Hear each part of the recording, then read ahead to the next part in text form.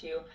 Seeing some speculation with some of the cars being searched this past week. Wonder if you can squash some of the rumors and that speculation. Is there anything you can share specifically on the white car out front, and then a follow-up for the university? So I'll have Captain Lanier go ahead and go off that. Thank you. Well, we've looked at a lot of different vehicles. I'm assuming you're referring to the vehicles that were in the parking lot at the time. Yeah, so some of those vehicles belonged to the victims and some belonged to other people in the house. And so for us, that's part of the crime scene. As I mentioned earlier, the crime scene was expanded out through the parking lot. So we wanted to make sure that we looked at those prior to releasing the crime scene. It was part of the initial investigation that night. Thank you. Welcome back to my Mental Health and Crime channel. This is the case of the Idaho quadruple murders. We just heard Captain Lanier say that the vehicles that were parked in front of the house belonged to either the victims or the people inside the house. That will be most likely the surviving roommates. And we saw 4 detectives go inside this white car on the left. They had gloves on. I don't understand. It's the normal procedures for the detectives. But my question is, if one of the surviving roommates owned a white Sierra with 4 doors,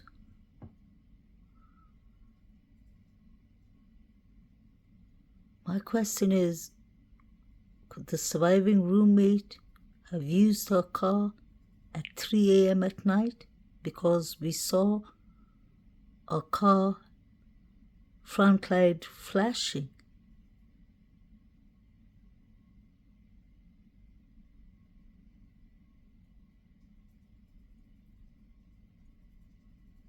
I wonder if it's Bethany who owns it, or DM.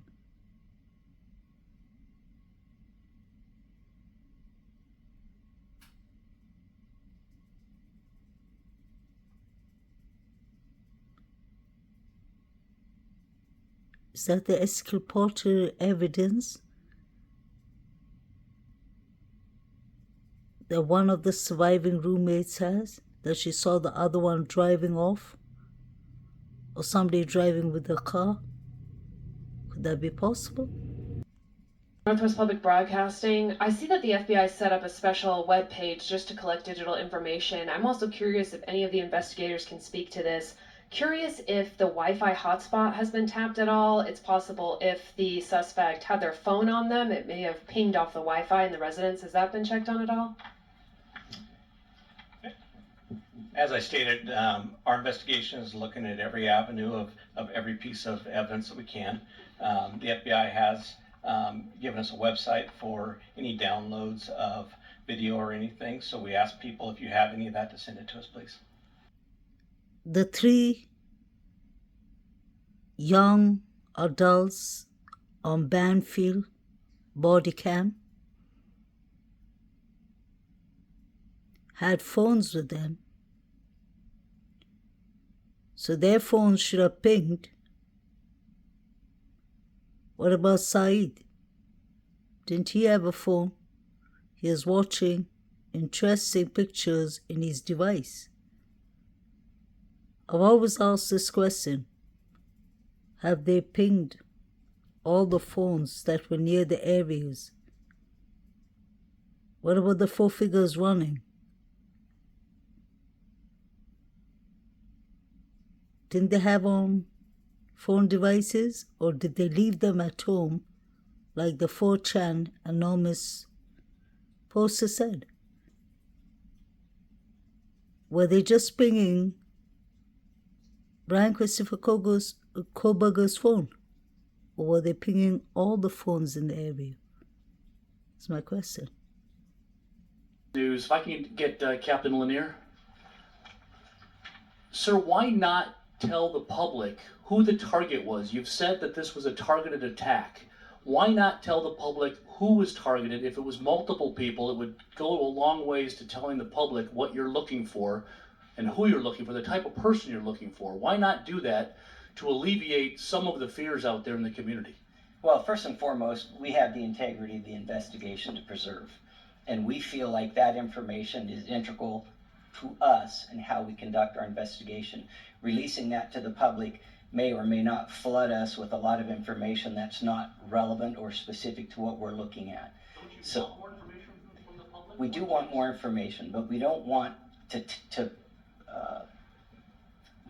put our investigation in jeopardy by releasing what we have. There's always a balance between what you're willing to release versus what you're trying to gather. We told the public very clearly from the beginning that we're looking for a knife. We've told the public very clearly from the beginning that we believe it was a targeted attack. I mean, to be honest, you're going to have to trust us on that at this point, because we're not going to release why we think that. You just got to trust us on that. When will that be released?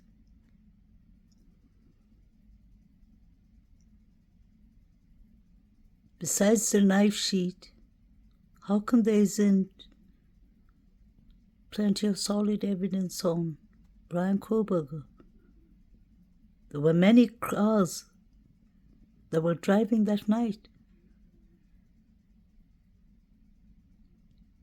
We saw a white car, 2 white cars parked in front of the house, or at least one belonging to maybe one of the surviving roommates. Could someone have drove the car that night? God forbid, trigger warning, if the victims were already deceased, then the people who had access to the house could have driven the car. Allegedly, because nobody called the police for 8 hours straight. So we don't know what was happening. And the front door was left wide open. I wonder what Bethany Funk saw or heard. That is exculpatory evidence. Is Ann Taylor just trying it?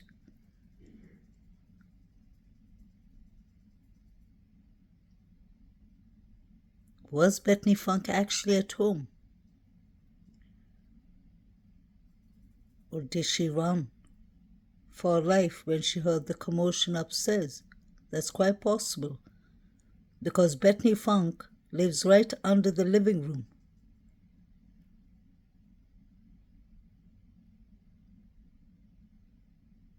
And we've heard that the surviving roommates were texting each other, allegedly. That was on News Nation.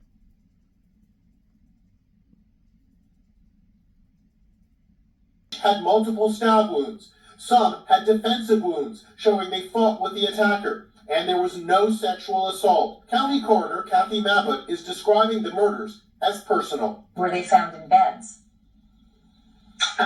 Yes. There were multiple stab wounds. The fatal ones were to the chest area or the upper body area. The father says her wounds show she fought for her life. Bruises, maybe hurt by the knife or whatever. She's a tough kid. Whatever she wanted to do, she could do it. And we're learning that another victim, Madison Mogan, had planned to spend Thanksgiving with the family of her boyfriend, Jake Schreiger. His mother says his world has been turned upside down.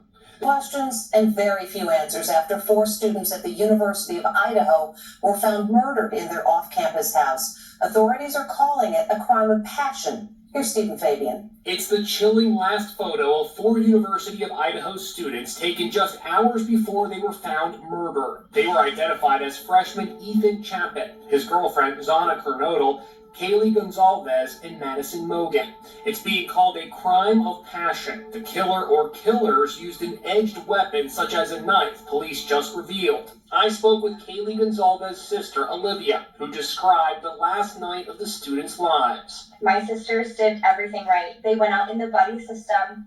They went out together. They Ubered out. They stopped and got food. They Ubered home. They let their dog out to go potty. And then they locked their house up. Ubered home. They let their dog out to go potty. And then they locked their house up. I wonder what time Katie and Maddie let their dog Murphy out to potty. Something could have happened to the girls then. They could have been assaulted or attacked or anything. Somebody could have forced themselves in the property, allegedly. I wonder who gave Alivira the information. Is it the surviving roommates? Or was it Eva, Katie's friend, who was talking on ABC News? They let the dog out to potty.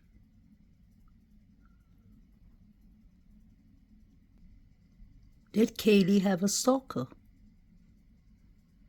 And why was a Linden account closed?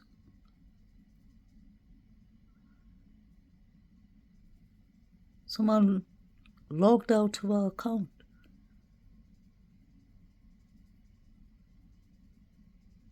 Could this have something to do with Kaylee's future job that she's going to start in Austin, Texas? Why the Linden account? You can make transactions, payments worth $500,000 on Linden accounts. I'm not saying that is what happened, but who was using Kaylee's account? It was logged off at 11:36, close to midnight, on the 13th of November, almost the 14th. The victims were already deceased. May they rest in peace. The police was already at the crime scene, and 9 hours later, Kaylee's Linden account was put off, was logged off. That's according to her own sister, Alivira. She has no reason to lie about that. Was this about money? Was this about someone Kaylee got to know innocently without knowing that they were a dangerous person? Could that be possible?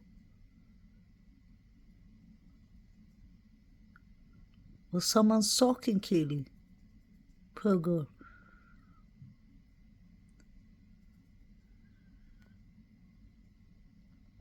She didn't look very worried at the grub truck, but I noticed she was taking pictures, especially when Jack, John, Shawalter, and Jovita were behind her. She was taking a picture of the crowd. And it was especially after the crowd from the other side moved behind her. Let's not forget Kaylee's father said Kaylee's very bright. She always checks her surroundings and she calls if she thinks she saw something suspicious. She used to follow true crime.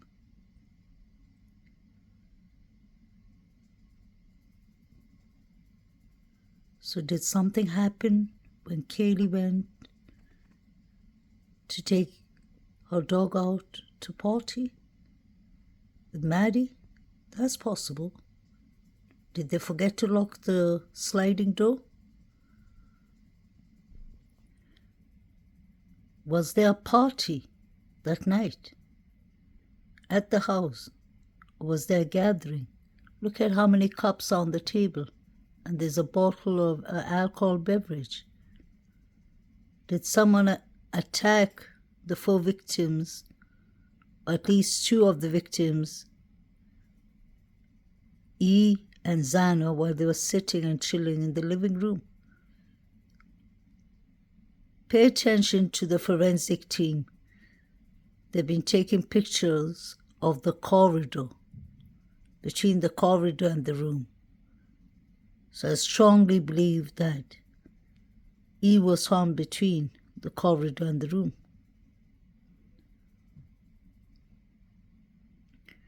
What I found kind of strange is, in the first press conference,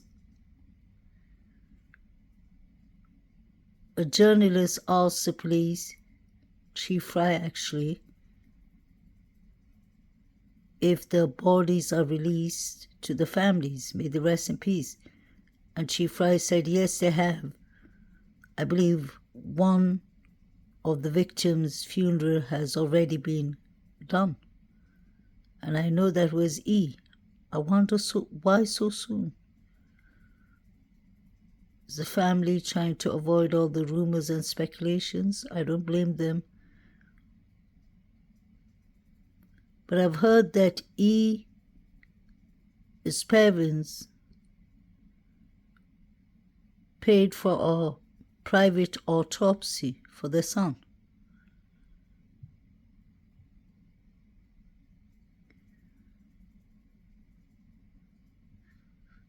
So was E maybe sitting in the living room when he heard somebody coming in, maybe from the sliding door, and he ran to protect Zana? Could that be possible?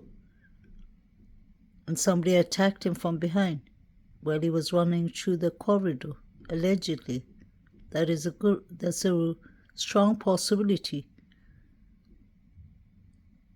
Because even Ashley Bamfield said that she heard from sources that E was found between the corridor and the bedroom.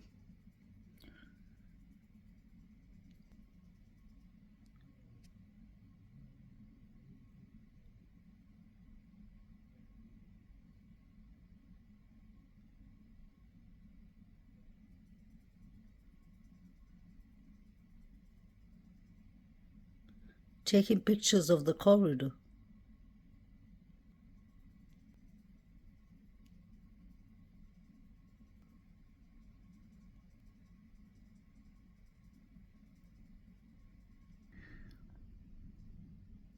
I wonder if the lights were always on. The front lights.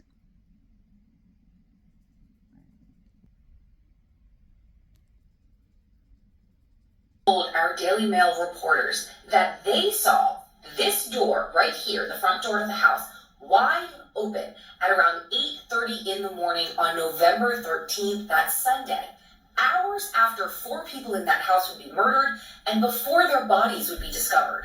The murders are suspected to have taken place between 3 and 4 a.m. That is an approximation, and as of right now, we don't have any other information to indicate how long this door might have been left ajar.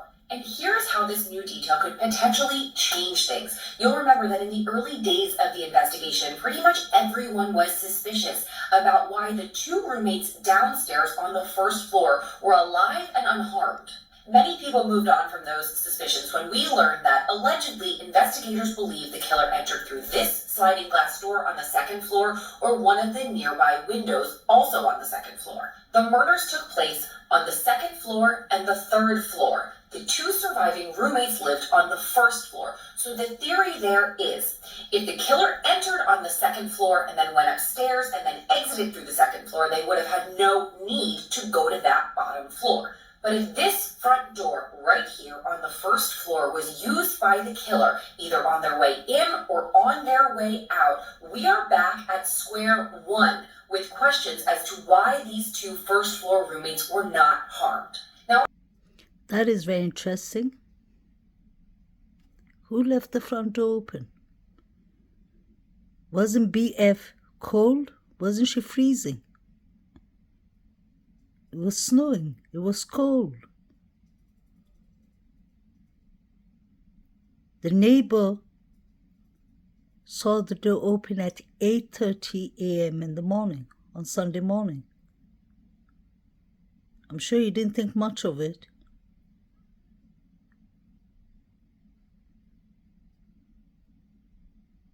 That's strange. Is that the exculpatory evidence BF could have? So if the person went in from the sliding door and exited out from the front door, I would say DM is lying. Hate to say that, but that doesn't make sense. Because she said she saw a man with the bushy eyebrows passing her and leaving from the sliding door. Unless there were more suspects. Let me know what you think. Please like, share, and subscribe. May the 4 victims rest in peace, and may the correct justice be served. Thank you.